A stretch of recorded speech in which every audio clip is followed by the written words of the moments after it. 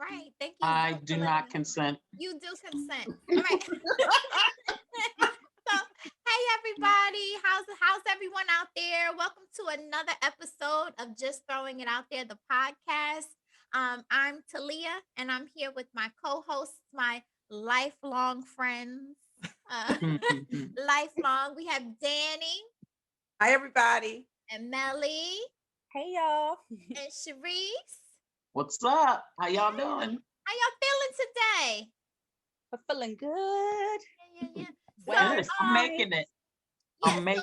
you're making it, just getting your socks on every day. I'm making it. Okay, all right. Well, today, we have a special guest, as everyone can see.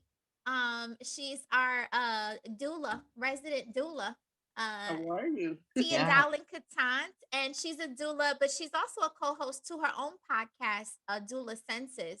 And she talks about her experiences, and we thought that this would just be a great topic to discuss, as many of us here have been through the childbirth process. Many of you out there are maybe considering. And we thought to bring a doula in and to talk about that experience would be something helpful for our listeners and viewers. So Melly, you want to tell us a little bit about what we're going to talk about? Thank you, Tia, for being here as well. So Tia's going to be talking about her role as a doula. She's going to talk about some of the complications that Black and Brown women face during childbirth, and also what led her to choose this as her career. Again, we felt that this was an important topic because I think now more often you're hearing about women who have complications during childbirth, and unfortunately some women that pass away during childbirth, but the numbers seem to be higher for minority women. So to kind of find out, like, to kind of gauge, like, why is that happening? You know, what is statistics saying? Why is this only happening to minority women?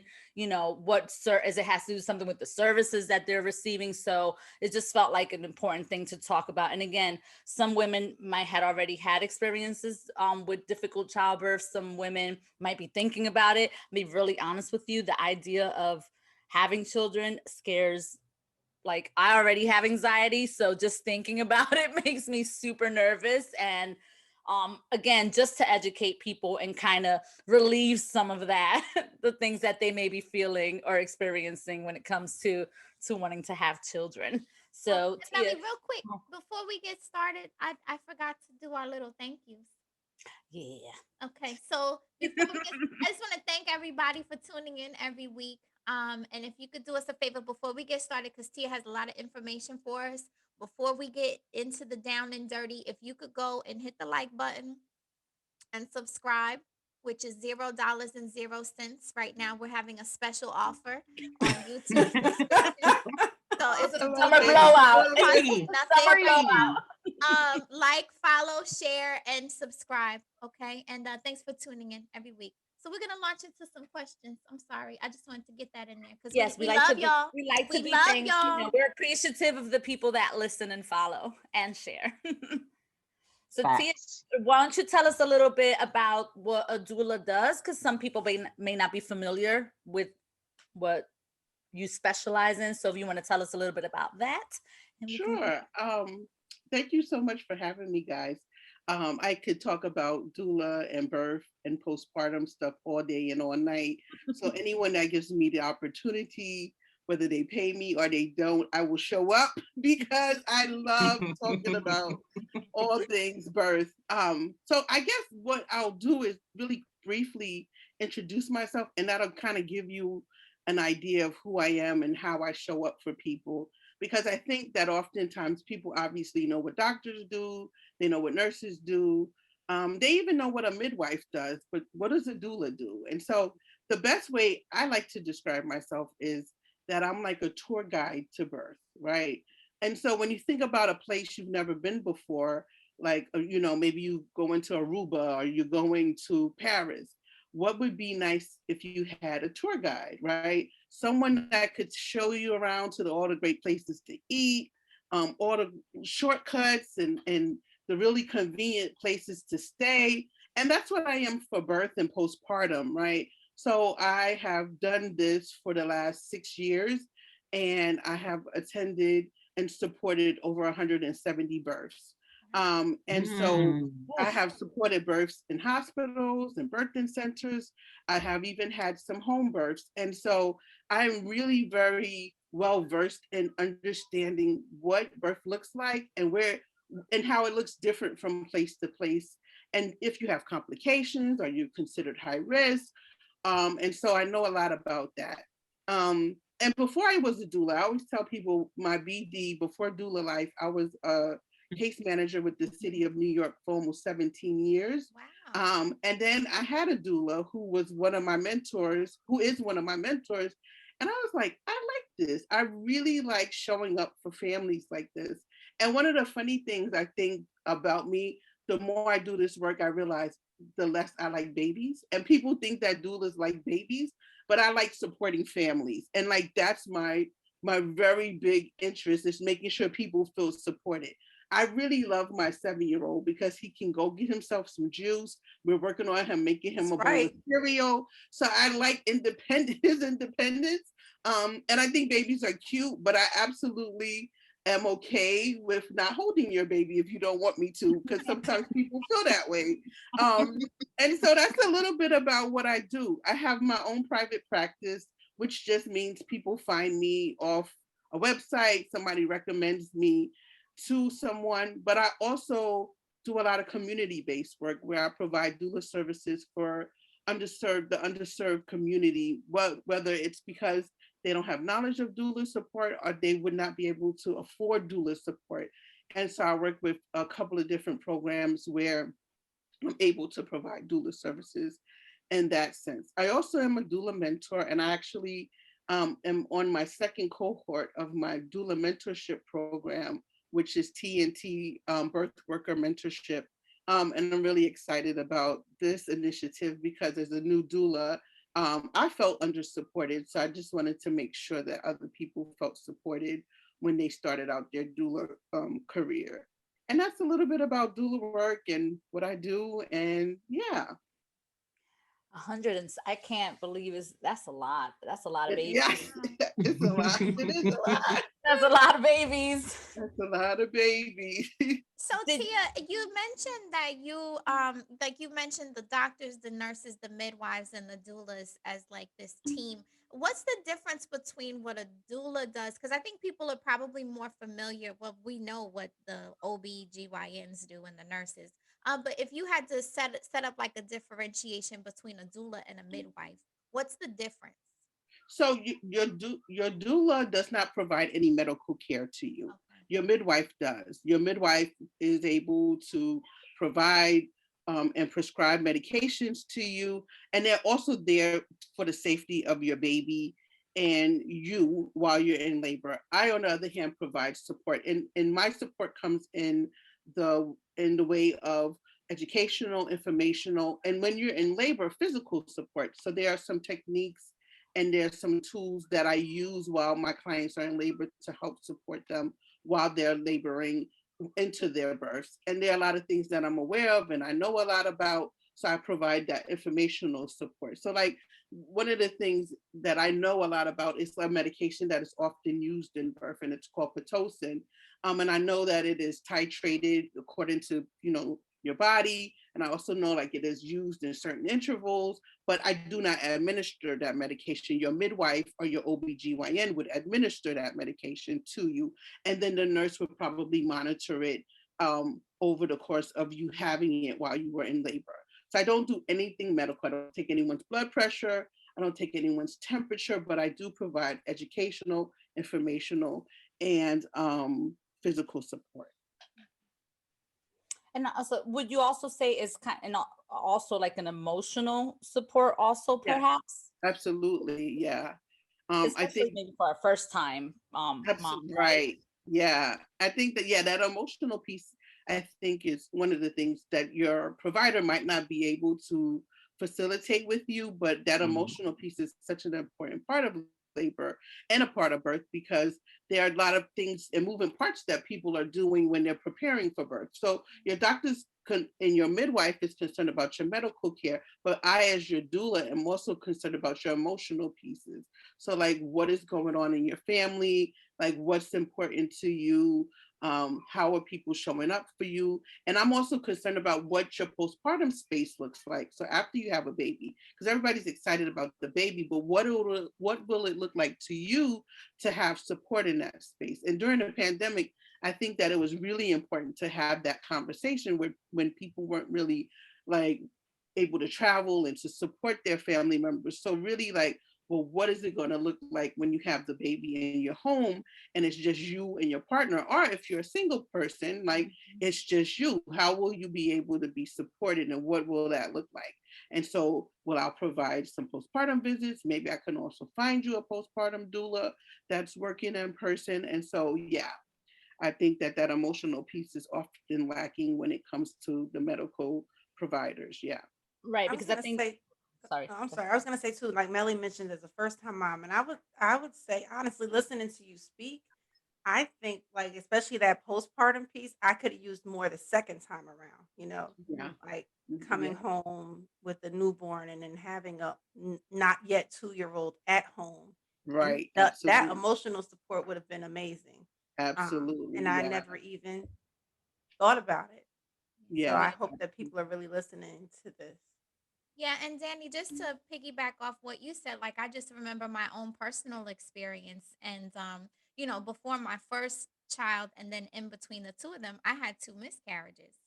And Right. I Yeah. just remember like that experience sticks with you when you go for it. Like this was the with the radiologist, they did the ultrasound or whatever. And like you're in there with the technician and your partner, and then they're like, oh, we don't hear a heartbeat. And then the lady, she Mhm. was just like, I'm sorry, your doctor will talk to you. I'm not even at the doctor's office, right? I'm at Right. the imaging Yeah. center. And like she just like Mhm. left the room, like, and the lights were off, and we were just in there, and I'm like stuck there, like I gotta get dressed, and it was like, Yeah.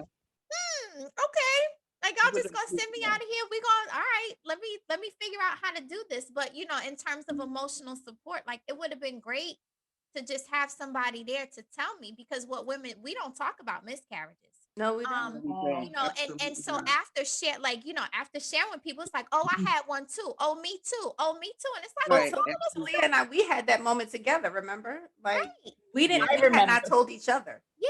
Yeah. I At mean, one and we're besties. Pain. we had them Yeah. what, a month apart. Yeah.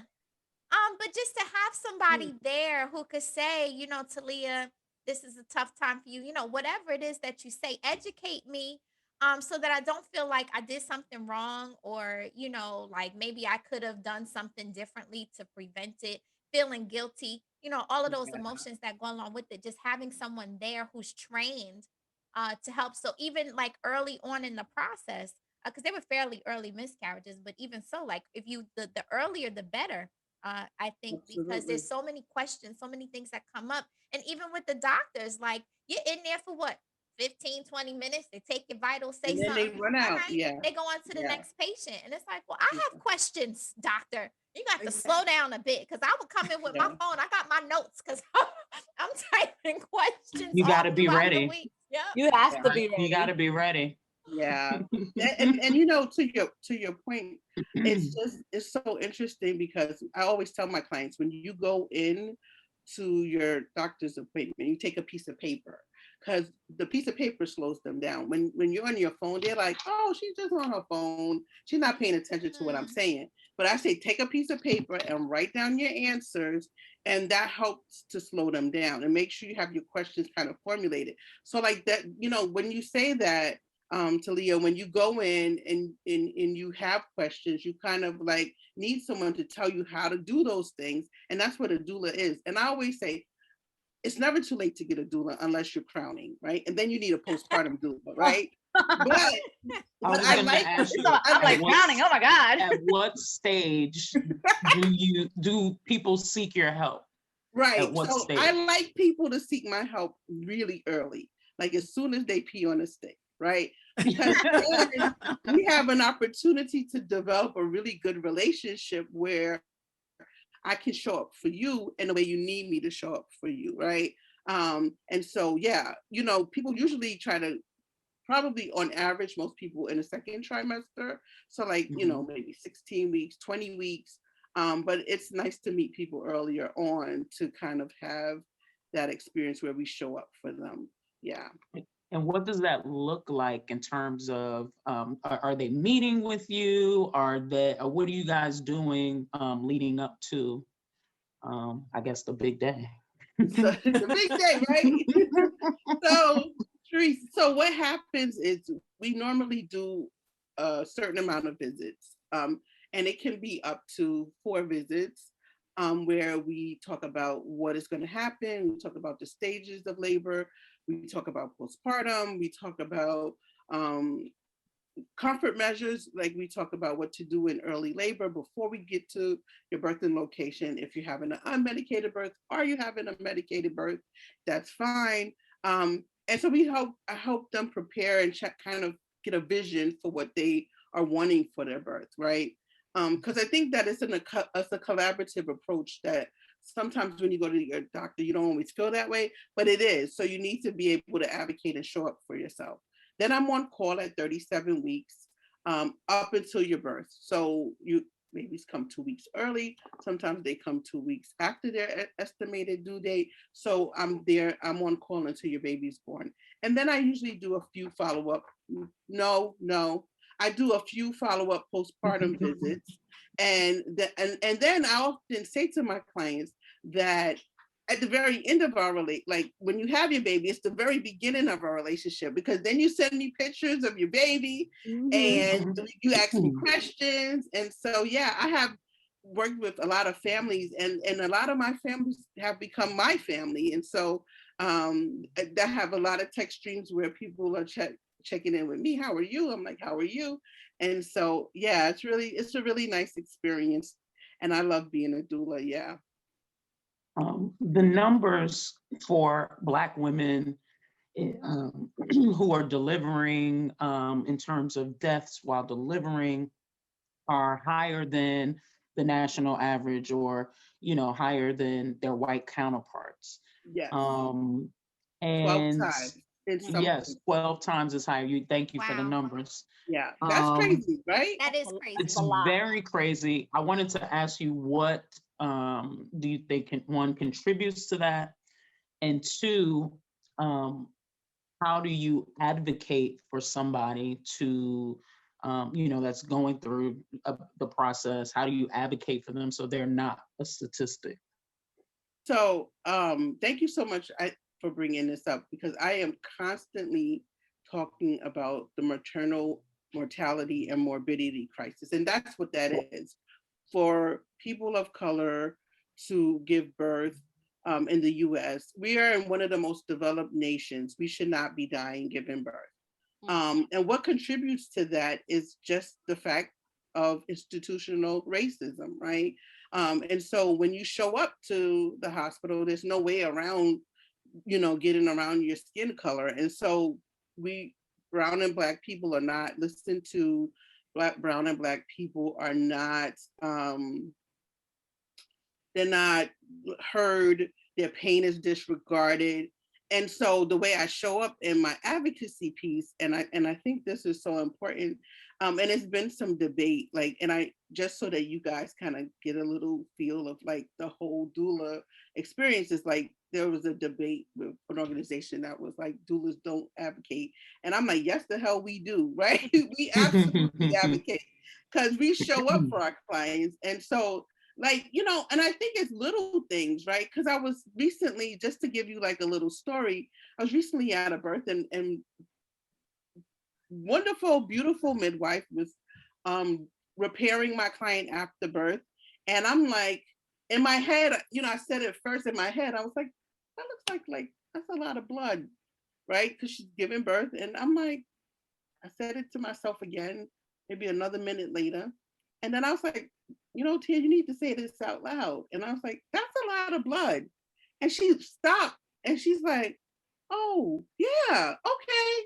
So then she called the doctor in, and then they gave my client a shot and everything was fine. But if I had not said, oh, this is a lot of blood, my client could have really let out. Like it could have really been a really bad situation. And because I've been to so many births, I know what a lot of blood is, right? Right. I'm not a doctor. I always tell people I'm not a doctor. I just play one on TV. But I'm like looking at this lady, and I'm like watching. That Right. doesn't look I'm like what you're used to. yeah, I'm like, that's a lot of blood. And then at that point I called her husband because he had went with the baby. And I was like, yeah, I think you should come back because she seems to be bleeding a lot. And so yeah, so that's like one of the ways I advocate. Like I'm not arguing with anybody because I think people think advocating is like, don't do this. And I'm not doing that. But I'm like, what's going on here? Like, hello, let me just kind of bring everybody focus on the fact that my client is bleeding to death. Like, can somebody do something about that? So it's like in those ways I show up. And I have a million stories, but like, yeah, just like paying attention and knowing the stuff. And, and I think one of the things also about doulas is we do a lot of continuing education. So I'm always constantly reading articles and reviews, and I'm also attending trainings about things. So I have a lot of resources and information. And so I know a lot about, again, how people birth and the process of birth and what it looks like and how to show up for people. So yeah. Yeah, and Sharice, to your point, they had a shout out to Red Table Talk. Hey Jada, hey Gammy, hey Willow. They had a they had an episode, really laughing at me. Recently, They had an yeah. episode where they talk about the invisible black woman. And that was one of the experiences that they brought up. And the one guest who was on there, she said that she thought that she was doing better. She went to like mostly a predominantly white hospital in an affluent area because she said, "Oh, I'm gonna get the best care," right? And all of her issues and problems were being ignored all throughout. She said that she was bleeding it wasn't time for her to go into labor. She was bleeding. She bled out on the chair in the waiting room and Yeah. was just the chair was covered. And they said, "Oh, this is normal." And she's like, "This doesn't seem like it's normal." And they will discount. You're telling them something is going wrong with my body. And I'm oversharing today. Happened to me. After I had my second child, had to get a cesarean. After the cesarean, my blood pressure is dropping. I'm in and out. I'm foggy, right? And the nurse, she's like, "Well, you got to get up and try to walk." When I tried to get up to walk, it felt like it was just the worst pain I've ever felt in my life. And you know what she says to me? She says, "Well, honey, C-sections are hard and it's difficult, and you're just gonna have to, tough through. Like you're gonna have to toughen up a little bit, right?" And like I wanted to like chop her in the throat, but I didn't have the strength to do it. So, that was a good thing in that moment. But come to find out, I was bleeding internally. The doctors came in. I lost consciousness. Meanwhile, my partner is out. To Danny's point, we had another one, so he's out trying to get the baby to daycare or whatever. No one's in the room with me. I'm there by myself. To the point of advocacy. They're discounting my pain, telling me that I'm not in the pain. Like when I tell you, they were giving me everything. I had morphine, this and that. I was still in pain. I felt everything, and they're telling me to toughen up. And so I ended up having to go in for another surgery because I was bleeding. They didn't when they went to close me up. There was something, still whatever that needed to be fixed. But like I could have died. I could have bled out. And no, and they would tell me, "Oh, you need to suck it up." If looks could kill, when I came out of that operating room, oh, I said, "Keep that nurse the fuck away from me. Don't let her back in my room ever again." Yeah. Um, And I think to your point, Talia, what is happening is people are treated routinely, right?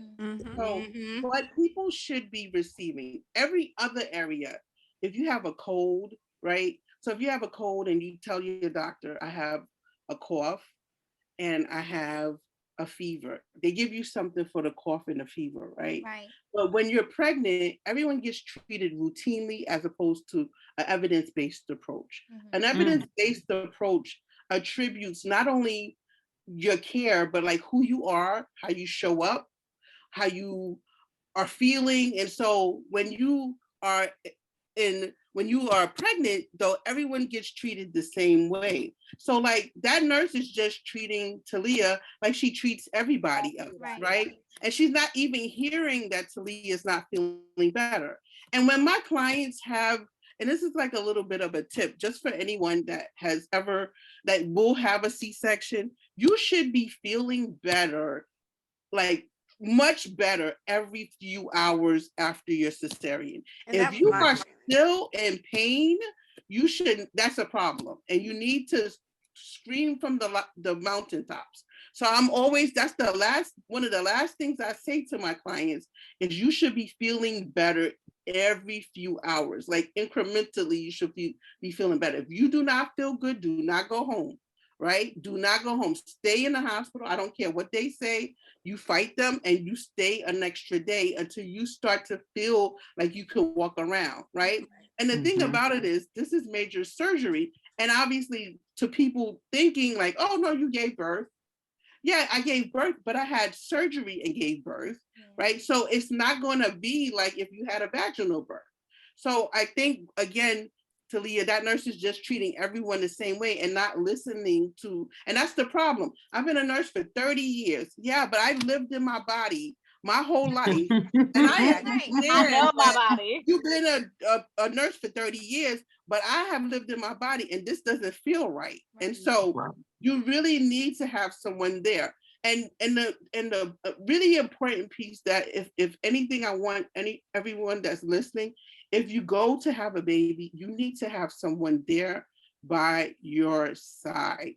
You need to have someone there, continuous support, because continuous support is so important because somebody will be able to advocate for you. Really, it should be a doula, but whatever the situation, if you don't have a doula, make sure you have someone there. No one should be going to birth alone at all. Never. I think the important thing with what you're saying too, and what I'm picking up is your role again, because you've already built that relationship with that person. So you've already built the relationship early on. So when you're in there, you definitely are in a position to advocate because you've already spent time with this person. Absolutely, yeah. I think that's a key thing because like you said, the nurses are coming in there and to them, they have their clipboard and they're just checking off the things that they need to do and the people that they need to see, but they don't know you personally. No, they don't. It's not a personal thing, right? They're just doing their job. And you're just, okay, she just had her baby. She just has cesarean. Let me go to the next room and see and give her stuff and check off this stuff on this list, right? So there is no relationship. They have a job to do. And I think that's why, they come off on the surface, they come off as just not like void of emotion, right? Like, so, but again, I think that sometimes if you've been doing it for 30 years, that's what it becomes. You become like a robot to doing the same thing for 30 years. So you don't really have a bond with that patient. There is no bond, right? Melly, I'm gonna stop you right there because people say that mess with doctors and nurses. But so Tia, Melly, Danny, and I, we are teachers, right? Exactly. And that's where my mind was going. Danny, say it for the people in the back. Because the same thing could be true about teaching. Just because it becomes routine, you still have to have that empathy and compassion, and you can't be a good medical professional without it. But I can see it with teachers being different. No, I can see you got somebody's whole life in your hands. Life or death? No, I understand. I feel like I totally get what you're saying. But and there are teachers like that. I feel that there are a lot of teachers like that. But we don't get a pass for that. No, and I'm not saying anyone should get a pass because it's not right. Like I'm not condoning the behavior and I'm not excusing the behavior. But what I'm saying is that I see it most prevalent with doctors, nurses, and police officers. I think that's where I see the prevalence of like no table. That's a topic for another day. My doctor, let me tell you something. My doctor just retired. She's been my doctor for 20 years, but she doesn't have the bedside manner. Like she's just very stoic. She's very monotone. And I think that's just how some people in this profession are. And I see it mostly in this profession. I search until I get someone that has a bedside manner. I got somebody for you, Melly. I got somebody for you. Even if they don't really care, I'm in search of a doctor. Yeah, I have somebody for you. Thank you. Can I just say that? So I think, Talia, I feel you on that, but there are so many nurses that are like what Melly's saying. But what I also want to say to And your not to excuse it, right, Tia? Not no, it's not, we're not it's not excusing it, excuse. but we're just saying like, because there are hospitals that are here in Brooklyn that I want to burn down. Like if I, before when I first started, I was like, if I saw it burning down, I wouldn't like hope to get I'm it. not gonna But call I for Right. one I immediately. want to burn down some. I want to burn down some of the hospitals. But what I also want to say, Sharice, there are people that are disenfranchised that don't have the ability to switch their care. Also, they don't have the ability to go to Park Slope because they don't have car fare. But these hospitals that are in their neighborhood are so bad. And so one of the things that I also do is I also do advocacy like with the head of obstetrics at XYZ hospital, the head of obstetrics here, because we want to have better outcomes. We want our clients to have better experiences. And so that's one of the advocacy pieces that I also do is like showing up for meetings. Like on Monday, I have a meeting with a hospital here in Central Brooklyn where we're going to do a presentation to the residents so they can understand doula support and doula care and what it means. And when you see a doula in your clients, in your patient's room, because it's my client, it's your patient, like I'm here to support you. I'm here to be a part of the team. And so you shouldn't be trying to be difficult or fight me while I'm trying to support my client.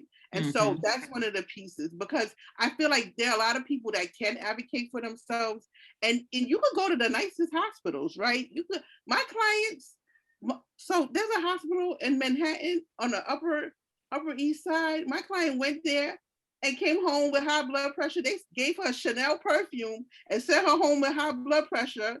And her doctor had her come in and she had to spend 2 nights in the hospital. I said, they could have kept their raggedy ass Chanel Kept their little raggedy and sent you home with a blood pressure cuff to make sure you stay alive.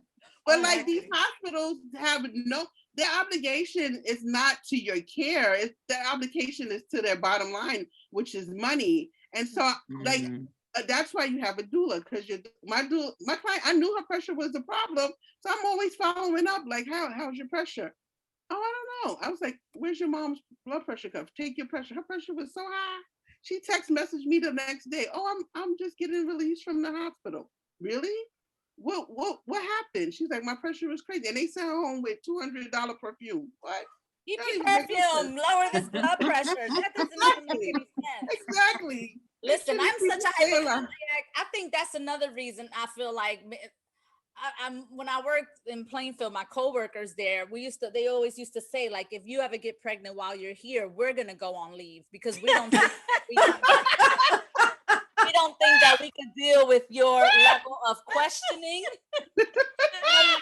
of what is Oh this, my gosh, is happening. That is funny. Like, just don't get pregnant while you're here because I don't think that we can. We're not. This is Danny. knowing her former coworkers, I can see them. She knows my former coworkers, so she already knows. But they used to say, they're like, please don't do it here because it's just gonna be too much. Because I'm super paranoid. Like, I think my anxiety with getting sick. So even you talking about the blood pressure machine, I'd be next door using my mom's blood pressure machine all the time. And then I'd be trying to relax, and then I'm not relaxed. So it's a mess. But I think I would benefit from having multiple people in the room and throughout the whole thing. I'm so glad y'all had already. There's too many questions like, why is this happening? The text, the chat would be off the chain. They'd probably be blocking me. But I think that it again. And then also something that you said before, women don't know how to advocate. Like sometimes women can't advocate for themselves because of the situations that they're placed in. And I think a lot, I teach only in Spanish. I think I teach bilingual children, but I think about their moms and how they don't speak the language. Right. Who can advocate for them when they don't even speak the language? And a lot of times in the Spanish culture, like they don't speak up because they think, well, this is the doctor, they're the professional. When I started teaching, I talked about this before. When I started teaching, my kids used to call me maestra. And I'm like, why they don't call me by my name? Like, I just don't understand why they weren't calling. And to them, it's a lack of respect not to call someone by their profession. Right. So I think a lot of times also with the Spanish community that they don't know how to advocate because they think that they're being disrespectful. And they think that, you know, the doctor knows best and we're just going to listen to whatever the doctor says. And I think it's very important for them to also be able to have that option, to have somebody be able to advocate for them in the language that they speak. Absolutely. I think that's so important. That's one of the things that we also, in my community work, we try to make sure we pair clients with doulas that speak their language, because that's really important. But also, whenever you go into an appointment, you should have the ability to have language resources available to you, which is often not presented to people when they go to birth. So like, that's something that we are often advocating for. Like, we need to have certain services available to our clients that don't speak the language. And so, yeah. And like, when the nurses are like yelling at the client, like, that's helpful. Like, that's not Get louder. You still are not speaking You okay, mommy? No, mommy is not okay. Right, exactly. And she can't tell you because you do not speak her language, right? And so, yeah, absolutely. Yeah. This is a great Well, conversation.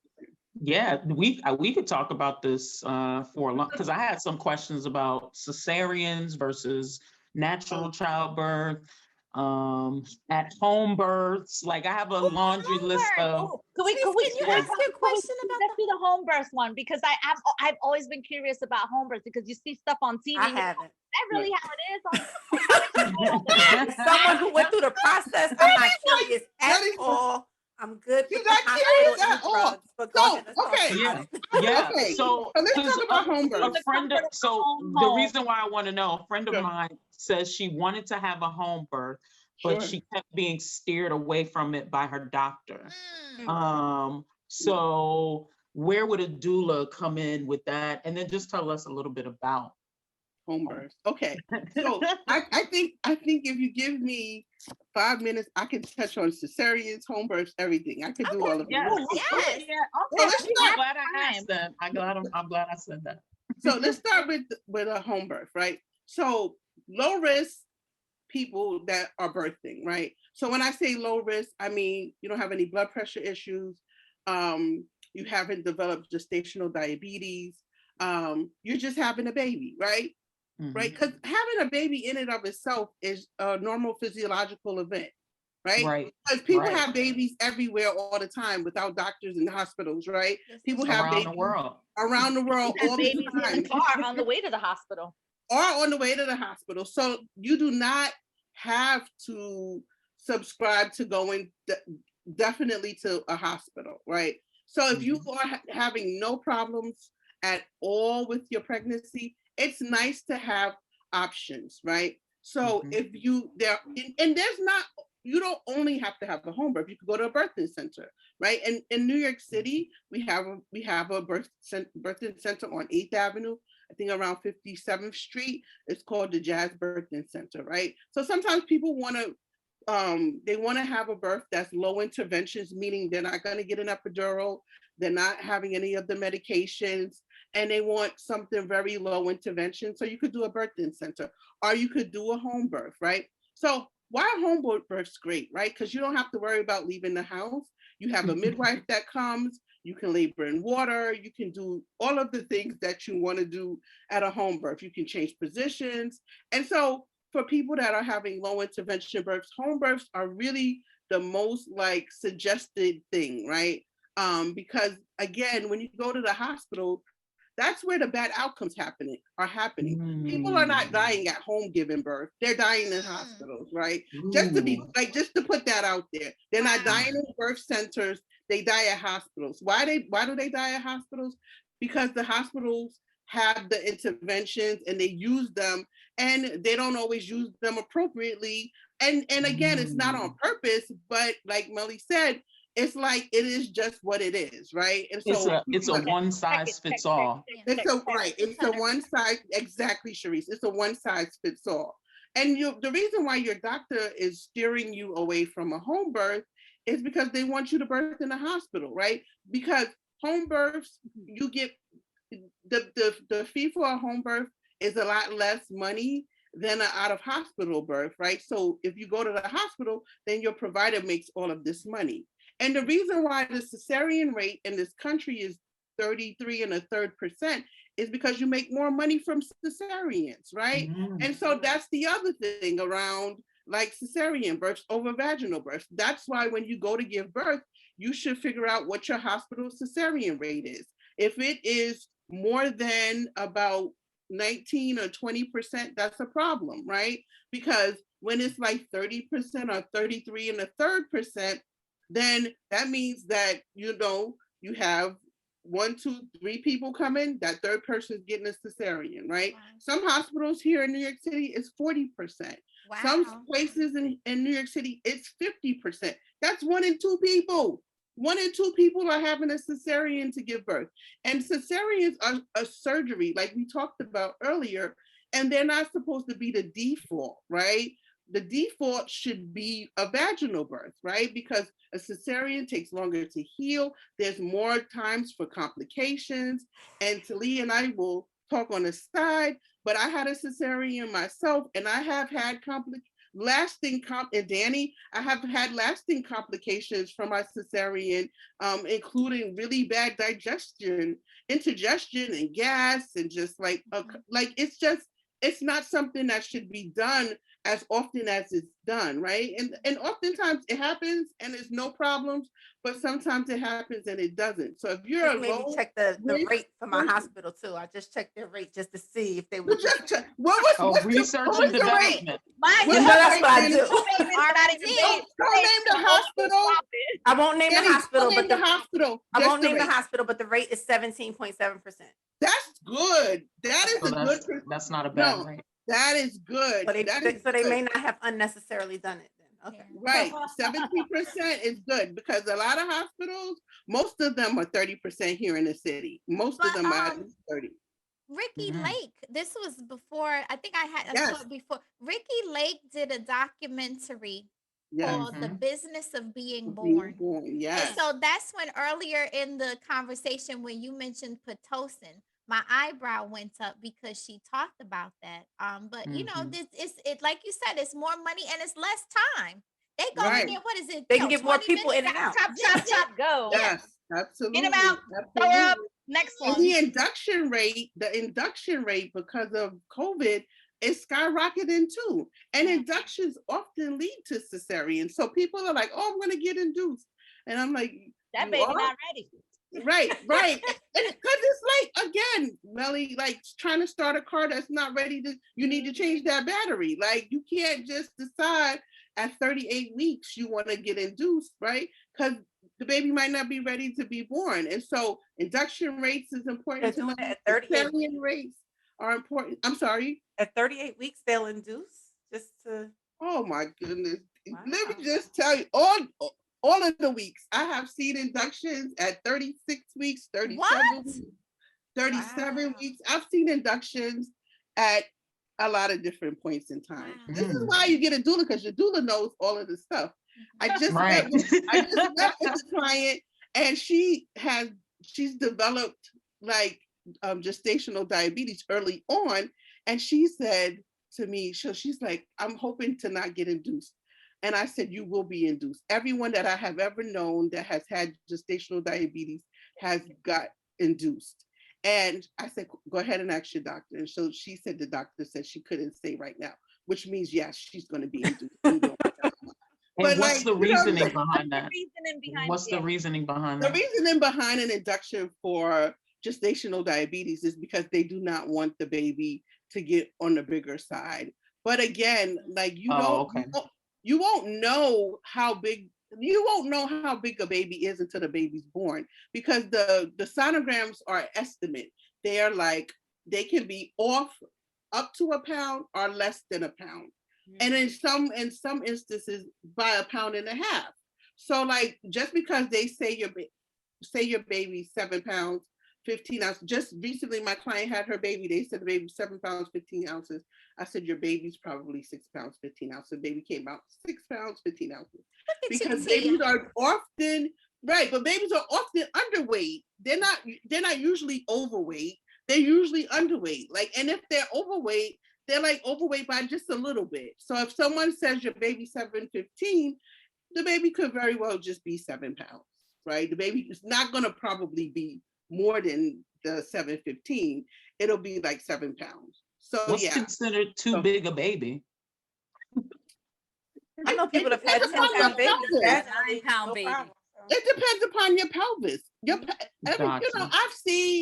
I have seen 4 feet, I don't know, 6-inch people birth a 9-pound baby, right? And I've seen a 6-foot person have to have a cesarean with a 7-pound baby, because like it just depends upon your pelvis. If I had my pelvis in here, I could show you, but because I could Wow. again. The pelvis, This is like an education. This is Yeah. you do need a doula. pelvis. Like if your pelvis, it just depends upon how your pelvis is, right?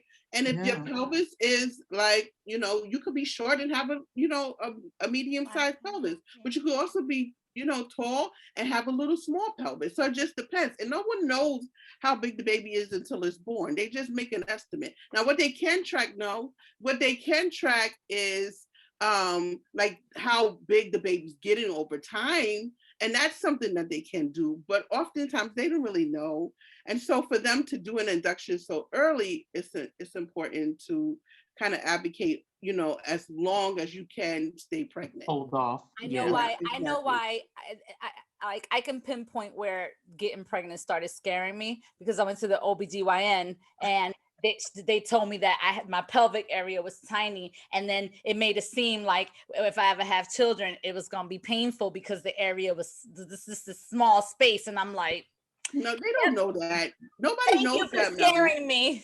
Right. Nobody knows that until you have your baby, Melly. I'm like, you have to have a baby first for them to know if you're telling the wrong person the stuff, because I hear that information. This in They here. shut you right down.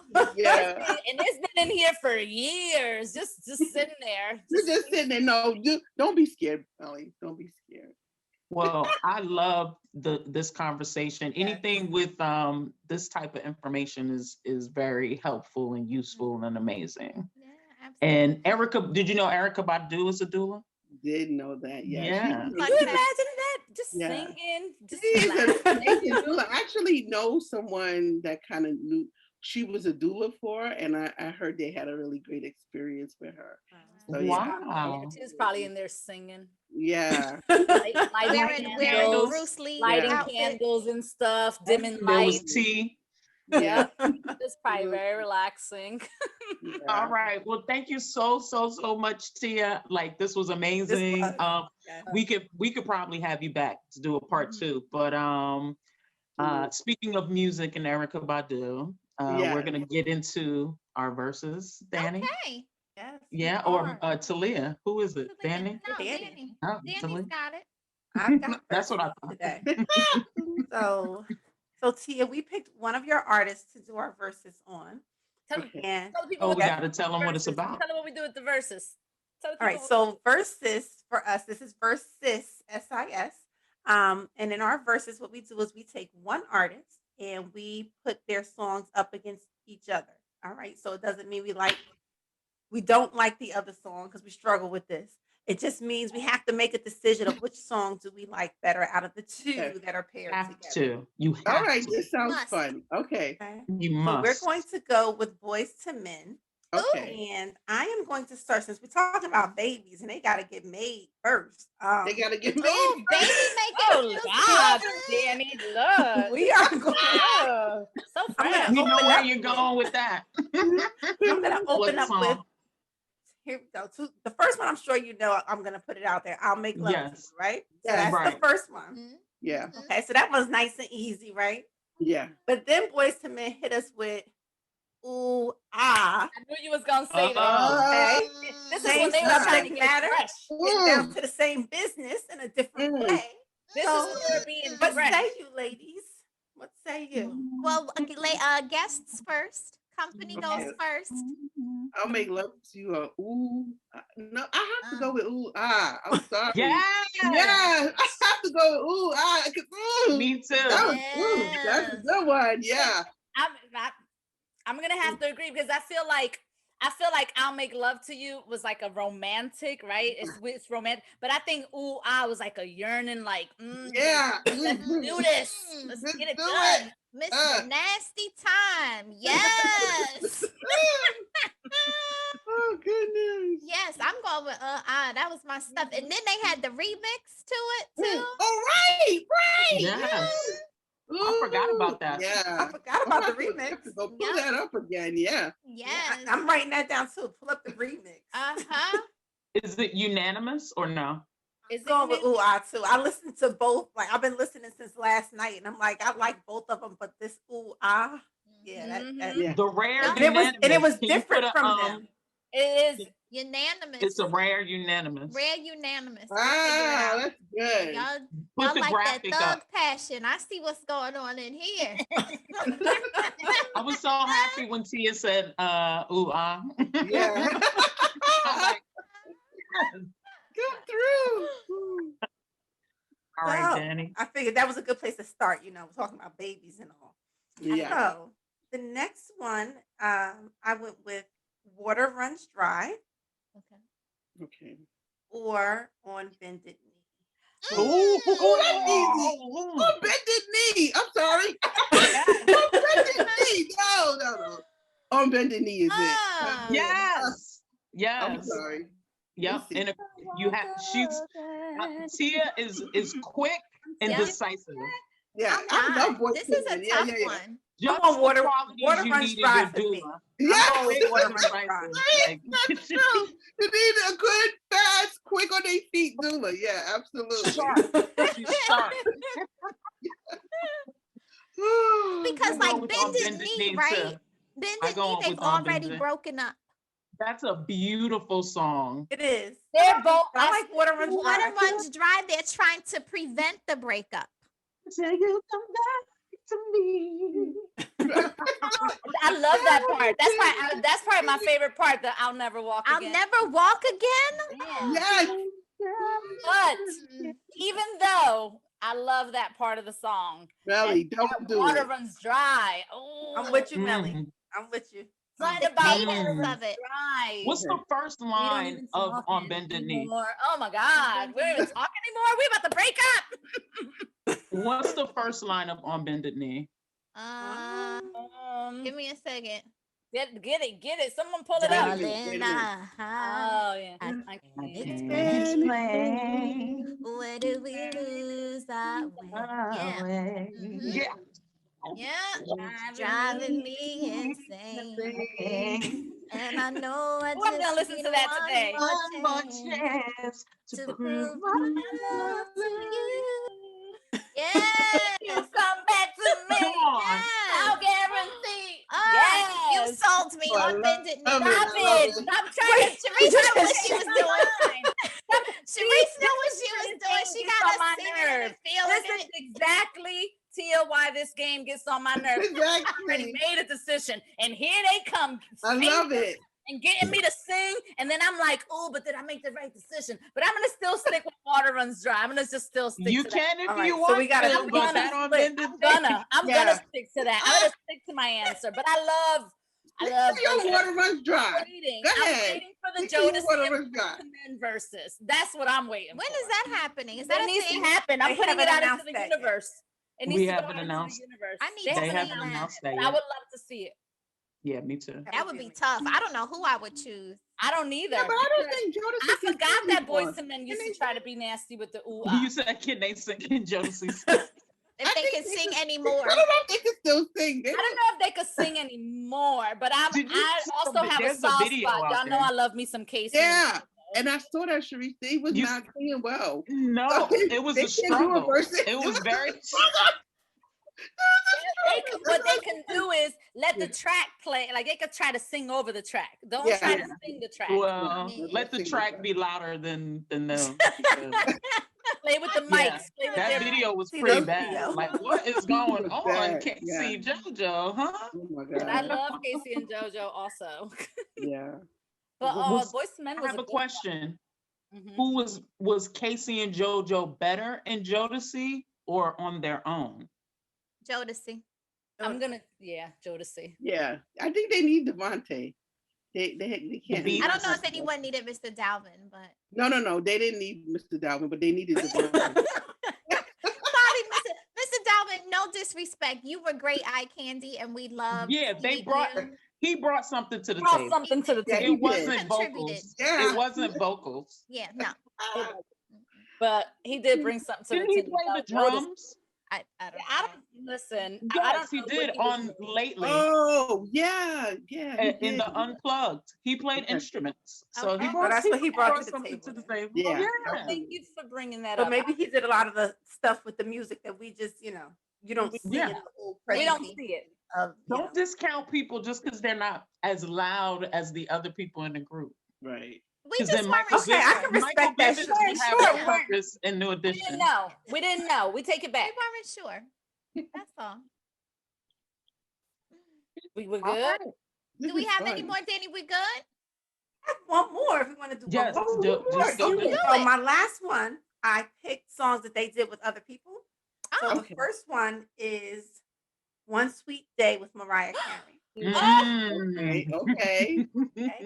And the Ugh. second one, I know I love that song. And the second one was Let It Snow with Brian McKnight. Oh, Let it oh. go. Damn, No, this no, is I'm black. gonna no. let Tia go first. Let I'm it gonna let Tia go go. first, and then I'm You ready. see how I slid that in there all quiet like it was no big deal? I'm ready No, for let this. it snow. How And I love dare Mariah you. Let me tell you Carey. something. No, let it I'm with snow. Tia. Let it snow. I will Let it listen to snow. Christmas interpretations Oh in the my middle of goodness. July. Let I it snow. love that damn album. You Oh can't my tell God. that's one of my favorite Christmas albums. I will Me listen to Let It too. Snow Yeah, today, and I can 90 listen to that degrees any day. outside, and I will sing, "Come over here and help me trim the tree." I love it. Oh, I love it. Let Come it snow. I love it. Yeah, Come yeah. help me what trim the this weather Christmas may tree be. in June. Just As as long as you're here with And it can just be me. it can just be Yes. snowing and put it on. It don't have to be Yes. It Christmas. could listen, like I Right. said, it is 90 degrees today. I will listen to Let It Snow right now. Oh, wow. Song. I Let it don't snow. know I'm though. going with One Let It sweet Snow. day touches my heart, man. It's not that I don't love One Sweet Day, but that Let It Snow. Yeah, Yeah. that's special. I haven't made a decision yet, and I picked these songs last night, so Mm. I don't know. They're good, Danny. Good job. Mm.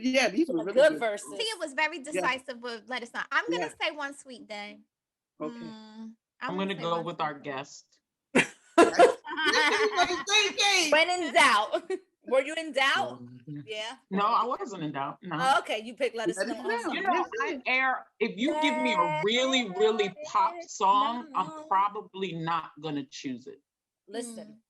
Like if it's very poppy and it sounds like, saccharine, Mhm. I probably won't choose it. Dude, that That's Let my It Snow secret. breakdown when they're But all it's still, singing Let it doesn't Snow. mean I don't love One Sweet Day or I Right. don't like it. I'm just not gonna Right. choose it. Right, yeah, exactly. The way they break down singing Let It Snow. Psh, Oh my Yeah. God. those Yeah. 3 words, The the way they harmony is harmonize so on great. that, Yeah, the Mhm. harmony's great on there. the Yeah. harmony And on it's just Oh my original. God. It's Yeah. it's an original song. Like it's Yeah. Oh, Like, And and that how reminded often do me they of come a up with good boy. original holiday That Let Us Know singers? reminded me of a So boy. hard to too, do. So yeah. correct, Danny. Correct. It's To so hard. get there's only like a few songs that you can get into the Christmas canon. Like Yeah. there's not any that you Yeah. could get in that. Usually they're all remakes. Yeah. The only person to Mhm. do it was Mariah. Yeah. Yeah. She had a new song, and then like Boys to Men. Like Yep. that's it. Like that's it. That's it. those are Christmas classics. All right, I'm Like, gonna go with Let It try to Snow. make up a Christmas song and let it be successful. See what happens. I love That's a One hard Sweet Day. Though. This market. is so hard. I love One Sweet Day, but That Let It Snow. Well, I'm a woman on an island. You- Like Talia's like, I'm staying with my One Sweet Day. Right. It's not It's a all right. bad We don't song, always. We don't no, know. it's a great song. They're great and songs. it's not a bad performance. It wasn't. That's Yeah. when Mariah could sing. Yeah. Reese. Mariah, she doesn't mean this. Listen, She does not mean that. Mariah, Y'all know we that look that's the forward thing. to whatever you're gonna do on New Year's Rockin' Eve. We're here for you. The Whatever it is. non-move, the I non-choreography. think she does the Christmas tree lighting because they I make feel her like sing she should All have I Want for stayed with Christmas Nick every year. Cannon. No, She then, should've. listen, I'm not. I don't no, know I'm about gonna that. just stay I quiet. feel like she should have. He I'll needs say a it- I'll doula. say it off Did you air. doula for Nick Cannon? Nick Yeah, Cannon he had needs a two doula. babies He does. recently. I hope he had a doula. He had him, 2 for babies, him, and there's like 2 on the way. Not He for has the 2 more moms. babies? There's just yeah, had there's more twins. babies on the way. He just With had other twins. people? He Yes. had one in December. There was one in December. He Mhm. just had two, and then Mhm. there's another one coming. So he has about what, Really? 8 kids? Wow. It's He getting got up there. 7. I think he's trying to get. I think he has 7, Mhm. and then I In a think very one short more period of in a time. very short Wait, with, one with, state? Wow. with multiple with different women Wow. at the same time. Mhm. I hope he That's got your polyamory, Talia. That's your That's polyamory. it. That's it right there. Yep. I'll What's join the the thing? Nick. If I'll it's join good, the if Nick it's Cannon good for the harem. what? Because I'm gonna say this. If it's good for the goose, what's the saying? Goose. He's It's Oh, good for Lord. the gander. I don't Yeah. I That's don't know his. what That's that his phrase motto. means. I don't know what that means. I'm not Um, 100% sure either, Sharice. I don't know what that means. Like it, I love it. It's about gender equality, y'all. That's what it's about. Oh, okay. Anyway, thank you, Tia, so much, so much, so much. It was a It was so pleasure much having you. fun. Yes, you were a great guest, and your musical choices were chef's Thank kiss. you. And and that's it for our show today, guys. You can take it away. Yeah, I'll take it away. Listen to all the people, our supporters out there who religiously follow our show and are just so supportive of us. We like to say thank you. Please, please, please subscribe, right? Subscribe. There's no cost to subscribing. That means you'll get alerts. You'll get notifications if you hit the notify button. Like, share, tell everybody that you know about what's happening with us. And what's the other one? I always forget the last one. Merch. No. Like, Like, share, share, subscribe, follow. follow. Yeah, follow us on social media. We have Instagram. You can follow our individual accounts, whatever you want to do. But follow us. You'll get the alert for our new episodes every week. Thank you so much. And that's just throwing it out there. And then we're gonna put Tia's All Tia's of her information. information. Yes. Yeah. So that We're you gonna can be follow sharing. Tia. You can get her on your team if you're interested, right? Yeah, Mhm. absolutely. I'm Me Too doula everywhere. Yeah. Me too, like METOO. Yes, Me Too doula. And I always tell everybody I was Me Too before the movement. So I was Me Too doula. Because my tagline is I have been all of my clients. So I provide support for infertility folks, for pregnant people and postpartum people. So I know where you are because I've been there too. Right. Tia, thank you so Awesome. much for joining us. This was a fantastic conversation. But It really was. It really was. Thank you. All right, y'all. We'll see you next week. bye, everybody. Everybody.